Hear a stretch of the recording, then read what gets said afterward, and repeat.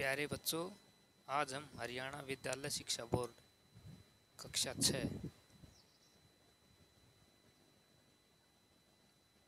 मौर्य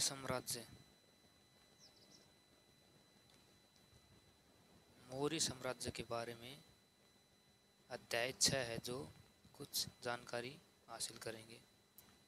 आओ जानें। मौर्य इतिहास के स्रोत साधन। कौटिल्य का अर्थशास्त्र। चंद्रगुप्त मौर्य, अशोक महान, मौर्य संस्कृति आदि ये चैप्टर हैं जो बच्चों के लिए कक्षा 6 के लिए बनाए गए हैं। इनमें बच्चों को संक्षिप्त जानकारी दी गई है ताकि बच्चों को मौर्य साम्राज्य के बारे में जानकारी प्राप्त हो।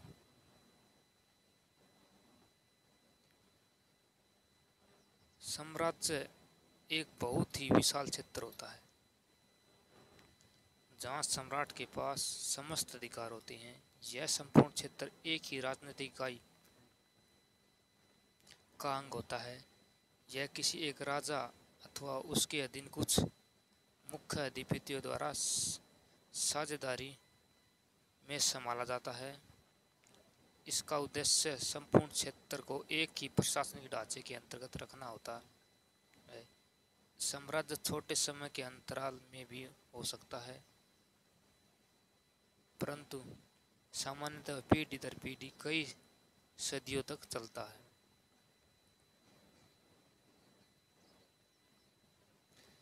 भारत का राष्ट्रीय चिन्ह अशोक स्तंभ है। यह सम्राट अशोक के सारनाथ के स्तंभ लेख से लिया गया है। इसके फलक पर 4 सिंह चारों दिशाओं की ओर मुंह किए हुए दृढ़तापूर्वक बैठे हैं। इनमें सम्राट अशोक के चारों दिशाओं में राज्य तथा धर्म प्रचार की सूचना मिलती है। अशोक मौर्य साम्राज्य एक महत्वपूर्ण शासक था।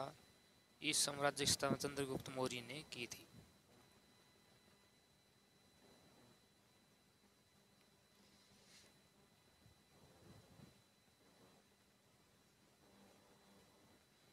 मौर्य इतिहास के स्रोत। साहित्य। कौटिल्य का अर्थशास्त्र, विशाखादत्त का मुद्रा राक्षस, सोमदेव कृत कथा सरित सागर, समिंदर की वर्त कथा मंजरी, पुराण, विदेशी मैग्निस्ट की इंडिका, अन्नबोध ग्रंथ, दीपवंश, महावंश और दिव्यदान, जैन ग्रंथ भद्रभाव का कल्पसूत्र तथा हेमचंद्र का पृष्ठ प्रभाव। पुरातत्व साहित्य। जो मौर्य इतिहास के स्रोत हैं, साहित्य और पुरातत्व के 2 प्रकार स्रोत हैं।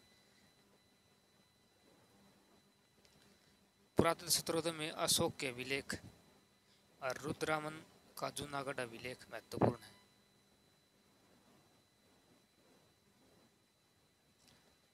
भारत का सबसे बड़ा साम्राज्य। ईसा मसीह के जन्म अर्थात ईस्वी के 1 ईस्वी से पूर्व का समय ईसा पूर्व कहलाता है। भारत का सबसे बड़ा साम्राज्य। मौर्य साम्राज्य भारत का सबसे बड़ा एवं शक्तिशाली साम्राज्य था। चंद्रगुप्त ने लगभग 322 ईसा पूर्व में मौर्य साम्राज्य की स्थापना की। इस साम्राज्य का अस्तित्व मौर्य वंश के कई योग्य उत्तराधिकारियों के बल पर लगभग 184 ईसा पूर्व तक बना रहा। कौटिल्य और उसका अर्थशास्त्र। मौर्य काल के साहित्य स्रोतों में कौटिल्य का अर्थशास्त्र सबसे महत्वपूर्ण है।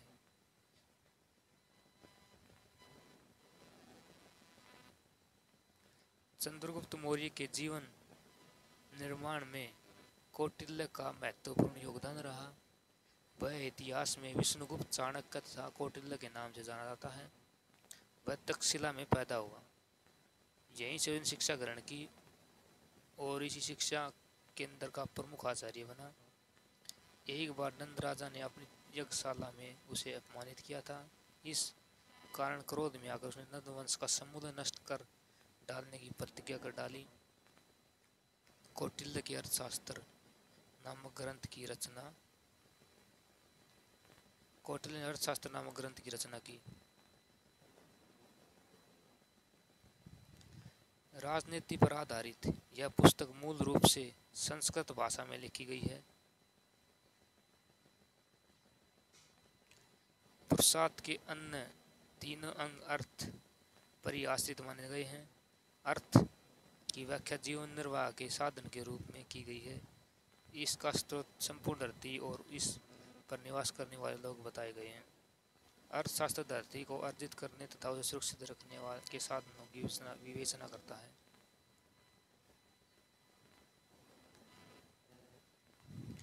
इस परिभाषा के अंतर्गत अर्थशास्त्र राज्य का विज्ञान है।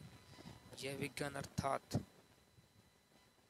जीविकापार्जन के साधन पर राज्य के नियंत्रण के सिद्धांत की बात करता है। संपूर्ण अर्थशास्त्र 15 अधिकरण अर्थात भागों एवं 180 प्रकरणों में विभक्त है। इसमें 6000 श्लोक हैं।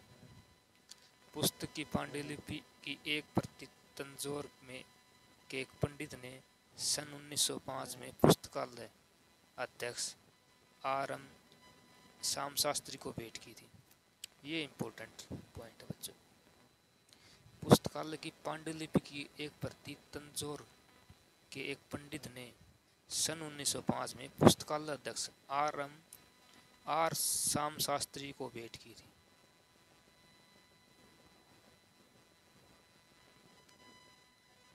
अर्थशास्त्र में निहित विषय। अर्थशास्त्र संपूर्ण अध्ययन में एक शक्तिशाली राज्य के महत्व को दर्शाया गया है। किसी भी योग्य शासक के लिए यह ग्रंथ एक पथ प्रदर्शक का कार्य करता है। कौटिल्य के अनुसार राजा को शक्तिशाली एवं स्वेच्छा से कार्य करने वाला होना चाहिए। राजा को प्रजा के हित में अपना हित समझना चाहिए।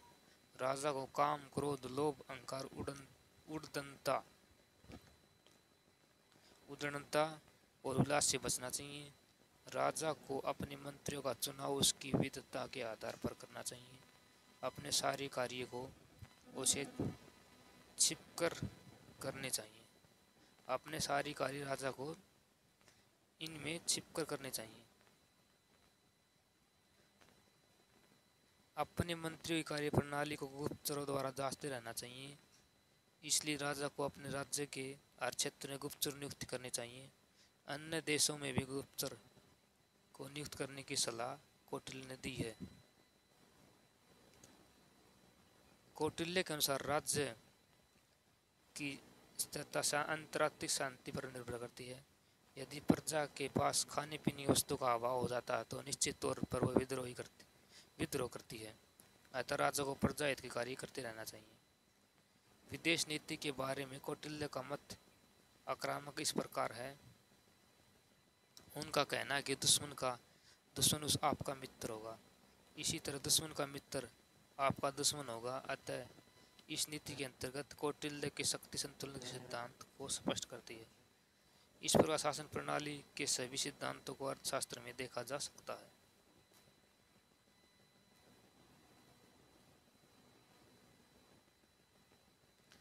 चंद्रगुप्त मौर्य का प्रारंभिक जीवन है विजय। प्रारंभिक जीवन। चंद्रगुप्त के जन्म के विषय में विद्वानों में अनेक मत हैं, परंतु अभी सभी इस मत से सहमत है कि उनका बचपन कठिनाई से बीता था। बाल्यकाल में वह बालकोई मंडली का राजा बनकर उसके झगड़ों का फैसला करता था। एक दिन जब वह इसका राजकीलम नामक खेल में व्यस्त था, तभी चाणक्य वहां से गुजर रहे थे। अपनी सूक्ष्म दृष्टि से चाणक्य ने इस बालक के सभी गुणों का अनुमान लगा। वह उसे तक्षशिला ले आया। वहां उसे उद्देश्य के अनुकूल उचित शिक्षा दी गई। राजकीलम एक प्रकार खेल। इसमें खेल में चंद्रगुप्त बालकों की मंडली का राजा बनकर उसके आपसी झगड़ों की फैसला करता था। 326 ईस्वी यूनानी आक्रांता सिकंदर ने भारत की पश्चिमोत्तर सीमा पर आक्रमण किया। भारत की इस समय नंद शासक धनानंद का शासन था। आंतरिक शांति के साथ साथ देश की सीमाएं भी असुरक्षित थी, अतः सिकंदर को भारतीय सीमा पर किसी खास विरोध का सामना नहीं करना पड़ा। वह आगे बढ़ता हुआ सिंधु नदी पार करके भारत की मुख्य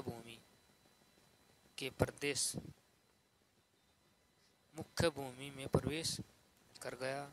इसमें आगे झेलम था। चिनाब नदी की मध्यवर्ती प्रदेश का शासक पोरस था। पोरस बहुत ही स्वाभिमानी तथा मातृ भूमि भक्त शासक था। सिकंदर ने उसके सामने आत्मसमर्पण करने की मांग की। स्वाभिमानी पोरस महान वह कहला भेजा कि वह उससे दर्शन क्षेत्र में ही करेगा। यह सिकंदर के लिए खुली चुनौती थी। दोनों पक्षों की सेनाएं झेलम नदी के किनारों पर आ डटी। भीषण वर्षा के बीच धोखे में तो सिकंदर की सेना ने आक्रमण कर दिया। जमीन दलदली हो जाने के कारण विशाल रथ मिट्टी में धंसने लगे, अतः पोरस की सेना का मुख्य भाग कोई खास भूमिका नहीं निभा पाया। लेकिन युद्ध का मंजर इतना भयानक था कि सिकंदर की सेना को सबक मिल चुका था। इसी कारण सिकंदर को बहुत समझाने के बाद उन्हें उसके सैनिक भारत में आगे बढ़ने के लिए तैयार नहीं हुए। परिणाम स्वरूप विश्व विजय का अधूरा सपना लेकर सिकंदर 325 ईस्वी पूर्व वापस अपने देश लौटना पड़ा। चंद्रगुप्त मौर्य का विजय अभियान। चंद्रगुप्त मौर्य ने प्रथम आक्रमण कर मगध पर किया। यह प्रयास असफल रहा। कहा जाता है कि मगध अभियान में असफल होने के बाद चंद्रगुप्त मौर्य ने अपने प्रधानमंत्री मौर्य और उसके प्रधान कौटिल्य को एक गांव में ठहरने का मौका मिला। वहां उसने देखा कि एक बुढ़िया अपने बच्चों को थाली के बीच खिचड़ी उठाने से डांट रही थी। बुढ़िया ने बच्चे को कहा कि बीच का हिस्सा किनारों से कहीं अधिक गर्म होता है।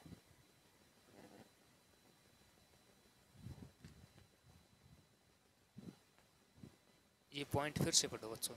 चंद्रगुप्त मौर्य का विजय अभियान। चंद्रगुप्त मौर्य ने प्रथम आक्रमण मगध पर किया। यह प्रयास असफल रहा। कहा जाता है कि वह मगध अभियान में असफल होने के बाद चंद्रगुप्त मौर्य और उसके प्रधानमंत्री कौटिल्य को एक गांव में ठहरने का मौका मिला।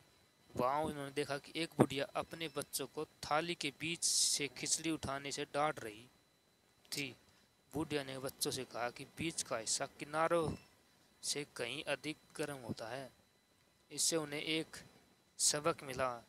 अब उन्होंने मगध साम्राज्य के बीच की अपेक्षा बाहरी क्षेत्रों पर आक्रमण शुरू किया। सिंध पर विजय। पंजाब एवं सिंध पर विजय। 325 ईसा पूर्व में सिकंदर के भारत लौट जाने के साथ ही सिंध तथा पंजाब की विजय। पंजाब में विद्रोह उठ खड़े हुए। वहां अनेक यूनानी क्षत्रिय मौत के घाट उतार दिए गए। 325 ईसा पूर्व के अंत इस क्षेत्र में प्रमुख क्षत्रप फिलिप द्वितीय की भी हत्या कर दी गई। इससे पंजाब व सिंध में सिकंदर द्वारा स्थापित प्रशासनिक ढांचा भी ढहने लगा। यूनानी इतिहासकार जस्टिन इस घटनाओं में चंद्रगुप्त का हाथ बताता है। इस घटना के बाद चंद्रगुप्त ने एक सेना एकत्र कर समय को राजा बनाया। उसने सिकंदर से बचे हुए सभी क्षत्रपों को विरुद्ध राष्ट्रीय युद्ध छेड़ दिया। अंतिम मैसिडोनियन क्षत्रप यूडेमस ने 317 ईस्वी पूर्व में बिना लड़े भारत छोड़ दिया। चंद्रगुप्त सिंध व पंजाब का एक छत्र शासक था। क्षत्रप राज्यपाल।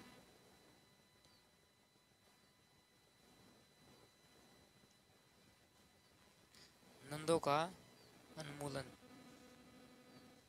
सिंध तथा पंजाब के बाद चंद्रगुप्त तथा चाणक्य मगध साम्राज्य की ओर बढ़ने लगे। मगध में इस समय नंद का शासन था। अपने असीम सैनिक साधन तथा संपत्ति के बावजूद भी वह जनता में अलोकप्रिय था। उसने एक बार चाणक्य को भी अपमानित किया था। इसी अपमान का बदला लेने के लिए कौटिल्य ने नंदों का समूल नष्ट कर देने की प्रतिज्ञा की थी। अब उसके पास अपनी एक विशाल संगठित सेना थी, जिसका उपयोग उन्होंने नंदों के विरुद्ध किया।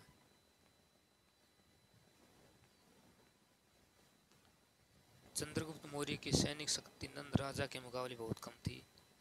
यही एक ऐसा बिंदु था जहां कौटिल्य की कूटनीति उपयोगी सिद्ध हुई। इस नीति के अंतर्गत सर्वप्रथम उन्होंने साम्राज्य के सीमावर्ती क्षेत्रों पर विजय प्राप्त की।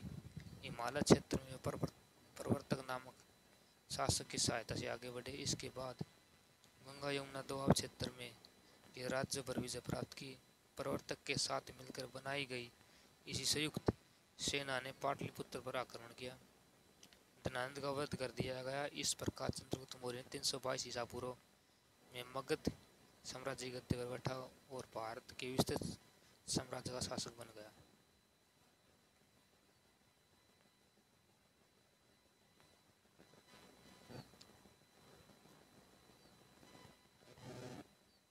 सेल्यूकस पर विजय।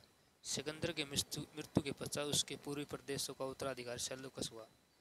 बेबीलोन और बैक्ट्रिया के जीतने के बाद वह भारत में सिकंदर के जीते हुए क्षेत्रों पर दावा करने लगा। इस उद्देश्य से उसने भारत पर चढ़ाई की। चंद्रगुप्त मौर्य की सेना यहाँ उसका सामना करने के लिए आतुर थी। 305 ईसा पूर्व में सिंधु नदी के तट पर दोनों सेनाओं में घमासान युद्ध हुआ। सेल्यूकस पराजित हुआ और एक संधि के अनुसार उसने अपनी लड़की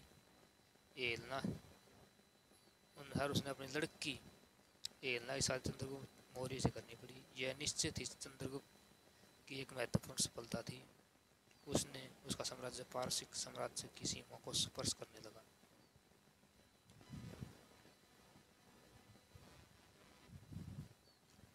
पश्चिम भारत में विस्तार। शक शासक रुद्रमन के गिरनार अभिलेख से पश्चिम भारत में चंद्रगुप्त की विजय का पता चलता है। चंद्रगुप्त ने बिना किसी बड़े विद्रोह के सौराष्ट्र के क्षेत्र को जीत लिया था। इस प्रदेश में पुष्पगुप्त वैश्य को राज्यपाल बनाया गया। इसने यहाँ सुदर्शन झील का निर्माण करवाया। ये इम्पोर्टेंट फैक्ट है बच्चों। पुष्पगुप्त राज्यपाल बनाया, उसने यहाँ सुदर्शन झील का निर्माण करा। इस झील को कृषि सिंचाई के लिए प्रयुक्त किया गया। सौराष्ट्र के दक्षिण में सोपारा तक का प्रदेश भी चंद्रगुप्त मौर्य द्वारा विजित किया गया। इसकी राजधानी उज्जैन बनाई गई। अभिलेख किसी कठोर सतह पर उत्कीर्णीय पठन सामग्री। दक्षिण भारत की विजय। तमिल लेखक मामूलनार ने लिखा है कि मौर्य नामक शासक ने दक्षिण भारत पर आक्रमण किया। यूनानी लेखक प्लूटार्क लिखते हैं कि वह 6 लाख की सेना के साथ दिग्विजय के लिए निकला और मदुरा तथा तिनेवली तक पहुंच गया। जैन ग्रंथ बताते हैं कि वृद्धावस्था में चंद्रगुप्त श्रवणबेलगोला कर्नाटक में आकर तपस्या करने लगा। इन तथ्यों से माना जाता है कि यह क्षेत्र मौर्य साम्राज्य का अंग था। इस प्रकार कौटिल्य का राष्ट्र निर्माण कार्य चंद्रगुप्त मौर्य के द्वारा संपूर्ण किया गया। चंद्रगुप्त मौर्य का साम्राज्य उत्तर पश्चिम में ईरान की सीमा से दक्षिण में के उत्तरी कर्नाटक में विस्तृत था। पूर्व में यह ब्रह्मपुत्र के मुहाने से लेकर पश्चिम के में कच्छ की खाड़ी तक फैला था। इंदुकुश पर्वत इस साम्राज्य की वह वैज्ञानिक सीमा थी जिसके बाद में मुगल तथा अंग्रेजों शासक भी प्राप्त करने के लिए असफल प्रयास करते रहे। पाटलिपुत्र इस साम्राज्य की राजधानी जिस पर 298 पूर्व में अपनी मृत्यु तक चंद्रगुप्त मौर्य शासन किया।